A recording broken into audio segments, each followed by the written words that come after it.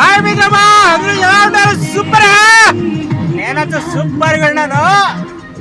ఎట్ట అంటే దేవుని ఏర్పట్టి గడగడలు ఆడిపోవాలి, అట్లా వారు కొడుతుంది.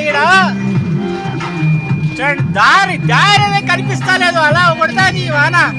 ఇలాంటి వాన మరి ఎడారిలో ఉండేది. భూములకంతా వాన పడితే రైతులు ఎంత సంతోషపడతారు. ఇక్కడ ఈ బెంగళూరు పంటలు పెడతారని వాన పడుతుందో మనకి తెలియదు, కానీ మొత్తానికి అయితే మస్తు కొడుతుంది భయ వాన. మస్తుగా కొడుతుంది వాన మాత్రము. ఇదే వాన మన పల్లెటూరులో జమీన్లో పంట పెట్టిన ఏరియాలో వాన వస్తే రైతుకు ఉండేంత ఖుషి ఇంకెవరికి రాదు. ఓకే ఫ్రెండ్స్, ఇది బెంగళూరు దేవనహల్లి ఇంటర్నేషనల్ ఎయిర్పోర్ట్ దగ్గర వాన పడతా ఉండేది.